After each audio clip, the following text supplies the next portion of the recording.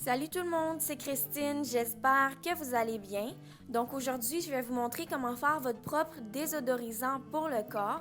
Donc j'ai décidé de faire le mien parce qu'après avoir fait des recherches, j'ai vu que les ingrédients comme l'aluminium par exemple dans les déos pouvaient être responsables de certains cancers et d'autres maladies graves.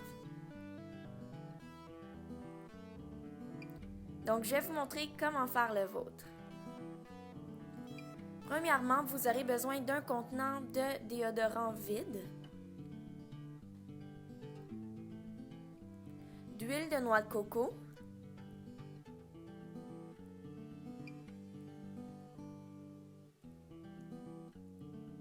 de fécule de maïs,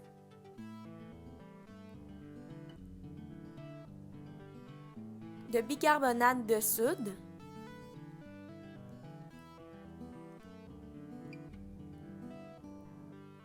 et d'huile essentielle, mais c'est facultatif. On peut mettre les ingrédients dans l'ordre qu'on veut, mais je vais commencer par mettre la fécule de maïs. Donc je mets 2 cuillères à thé dans mon bocal. Ça dépend simplement de la grosseur du contenant que vous avez. Et maintenant, je mets 2 cuillères à thé de bicarbonate de soude. L'important, c'est vraiment de mettre la même quantité de bicarbonate de soude que de fécule de maïs. Je vais bien mélanger pour qu'il n'y ait aucun grumeau.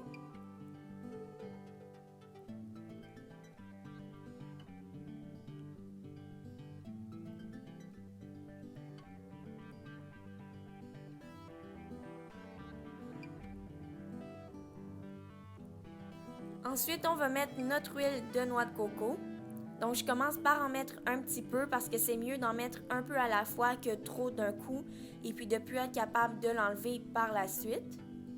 Et puis, je vais en rajouter pour que la consistance soit comme une crème ou une lotion. Donc, on ne veut pas que ce soit trop liquide, mais on veut quand même que ça se verse bien dans notre contenant par la suite. Donc, l'huile de noix de coco, c'est très important. Vous pouvez prendre cette huile ou un beurre comme le beurre de karité, mais il faut que ce soit une huile ou un beurre qui est solide à la température pièce et non une huile qui est liquide, sinon votre désodorisant va fondre.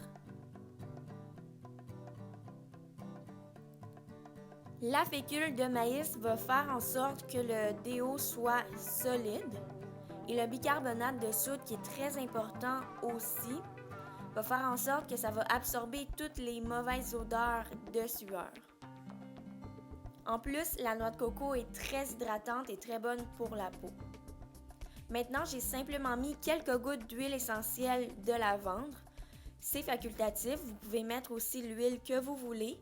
C'est simplement parce que oui, je veux que les odeurs soient neutralisées à cause du bicarbonate de soude, mais je veux aussi avoir une odeur pour que ça sente meilleur.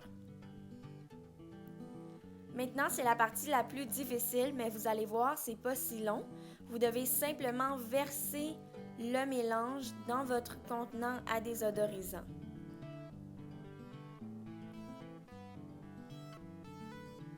Donc, j'essaye de tout faire rentrer avec ma cuillère. Vous pouvez aussi vous aider de vos doigts si vous avez lavé vos mains avant. Mais on veut simplement le remplir et surtout, il faut vraiment que vous ayez dévissé le contenant jusqu'au minimum pour avoir le plus de place possible pour mettre le mélange.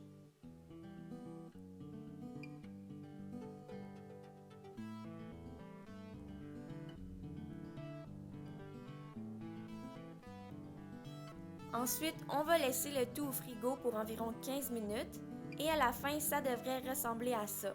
Donc, comme vous voyez, c'est solide, c'est pratique, ça se tourne bien. Quand on l'applique sur la peau aussi, c'est très frais et puis c'est surtout très hydratant.